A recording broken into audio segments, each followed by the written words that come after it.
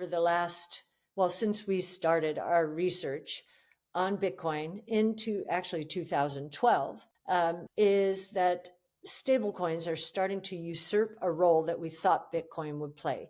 We thought Bitcoin would be an insurance policy for emerging markets against confiscation of wealth, either outright or through inflation and other terrible policies. What has happened is the stablecoins are taking over. They've hit almost $300 billion. And so we think that that insurance policy role will take $200,000 to $300,000 out of our bull price, which our bull price, of course, was 1.5 million. And we're public with that. That's why I can say this. Markets are on edge. According to innovation-focused investor Cathie Wood, the recent anxiety in both equities and crypto comes down to one simple factor: short-term liquidity is drying up. She points to the U.S. government shutdown, a swollen Treasury General Account, and ongoing Federal Reserve balance sheet reductions as the main culprits. While investors expected quantitative tightening to end sooner, the Fed pushed forward and signaled lingering concerns about inflation, something Wood strongly disagrees with. Still, she believes QT will end on December 1st, effectively easing conditions and helping restore liquidity back into the system. Cathie would also address the growing dominance of stablecoins. When her firm began studying Bitcoin in 2012, they believed Bitcoin would serve as a key insurance policy for emerging markets' protection against inflation, capital controls, and wealth confiscation. But stablecoins have rapidly taken that role instead, reaching nearly $300 billion in market size. Because of this shift, Wood says roughly $200,000 to $300,000 should be removed from her original Bitcoin bull case price target of $1.5 million. However, she adds that gold's price doubling offsets much of that reduction, since Bitcoin was expected to capture part of gold's market share, and that market has now grown significantly. Despite short-term headwinds, Cathie would remain strongly bullish. She believes crypto assets are the most sensitive to liquidity shocks, which explains recent weakness, but argues those conditions could reverse by year-end, especially if the Fed eases policy around December 10th and the government reopens. If liquidity flows normalize, employment data returns, and quantitative tightening ends, she expects the bull market to resume its momentum. If you found value in this breakdown, please hit the like button, subscribe, and share it with other investors who are paying attention. We're here to keep bringing you sharp analysis and voices that understand what's unfolding. Thanks for watching. I know the markets are extremely nervous right now. The equity market and the crypto markets especially. And we think we understand why, and we also think this too will pass. Because there are some very short-term reasons, mostly having to do with liquidity drying up, again, very short-term, associated with Treasury and Fed balance sheet, or the Treasury General Account and the Fed balance sheet primarily. And so we'll go into that in a minute. But we think that they will clear up within the next month. We have, first of all, quantitative tightening ending on, I believe it's December 1st. Now, many observers expected the Fed to end quantitative tightening with its last meeting. It did not. That was a little unsettling to the markets. And we're hearing from various Fed officials that there is more fear that inflation will not continue to unwind. We have a very strong view to the contrary, but the burden of proof is on us. The indicators have been sticky. Tariffs are one of the reasons, even though business has absorbed, we think, at least half of the shock from tariffs. So quantitative tightening, we think, will end December 1st. That's a de facto easing. And And then the various liquidity tightening moves have to do with the Fed reducing its reserves. We're now down to 6.6 trillion. And at the peak, I think we were close to 9 trillion. The Treasury General Account is at 940 billion. Normal over the last 3 years has been 600 billion. So the Treasury, because the government is shut down, is building cash and not releasing it into the system. Over the last, since we started our research on Bitcoin into actually 2012, is that stablecoins are starting to usurp a role that we thought Bitcoin would play. We thought Bitcoin would be an insurance policy for emerging markets against confiscation of wealth, either outright or through inflation and other terrible policies. What has happened is the stablecoins are taking over. They've hit almost $300 billion. And so we think that that insurance policy role will take $200,000 to $300,000 out of our bull price, which our bull price, of course, was 1.5 million. And we're public with that. That's why I can say this. But that was in an all other things equal world. What has also happened, of course, is what we've been discussing. The gold price has doubled. So the gold market cap has doubled. And part of our analysis for the potential for Bitcoin was that maybe it would become half the market cap of gold. It would take some share from gold or maybe expand the market. That market has doubled. So I don't think our bull price should change all that much. And I probably should have been quicker to say all things equal on CNBC the other day. So I just wanted to clarify that. We are very bullish on crypto assets, but we know that they are the most susceptible to liquidity drawdowns. And I described earlier, we have a number of reasons for liquidity drawdowns now, but we think that they will be cleared by the end of the year. And hopefully by December 10th, when the Fed eases.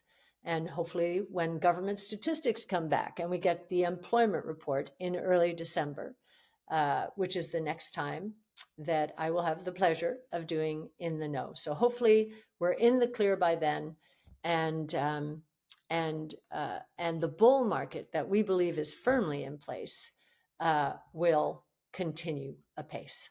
Cathie Wood argues that the bond market is slowly realizing inflation is likely headed lower, not higher.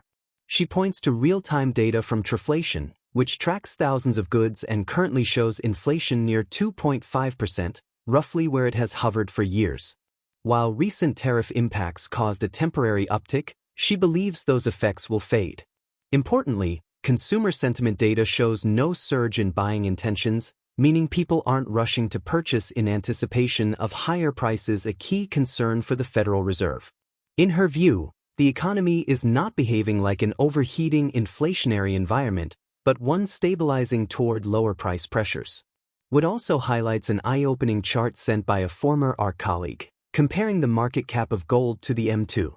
That ratio is nearing levels seen only twice before, during the Great Depression and during the inflationary 1970s.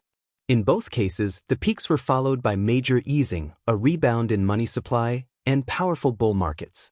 In the 1930s, easing triggered a dramatic surge in equities, especially smaller cap stocks. In the early 1980s, as inflation and interest rates broke downward, the financial system entered a golden era for both stocks and bonds. With today's ratio now approaching those historical extremes again, Wood implies a similar setup may be forming, suggesting the next chapter could favor risk assets rather than safe havens. Let's get back to the interview.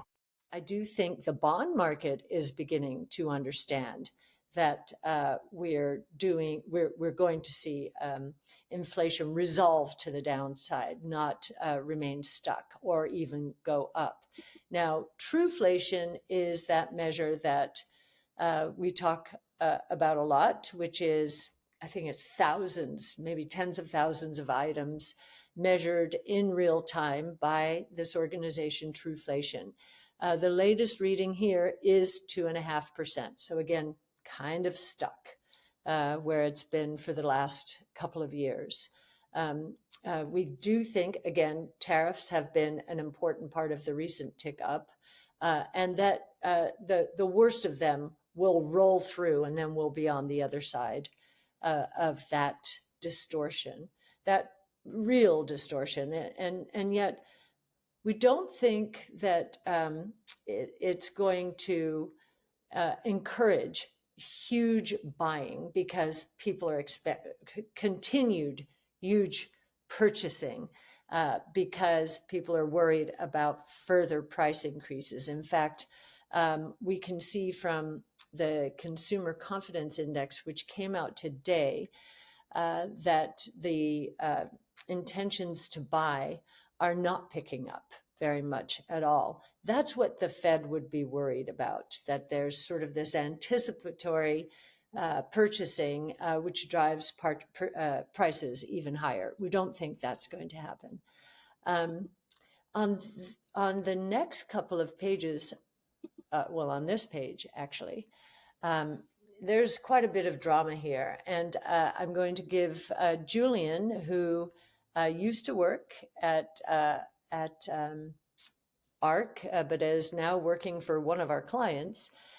He sent us this chart, and it is provocative. This is the ratio of the gold market cap to M2 and expressed in percentages.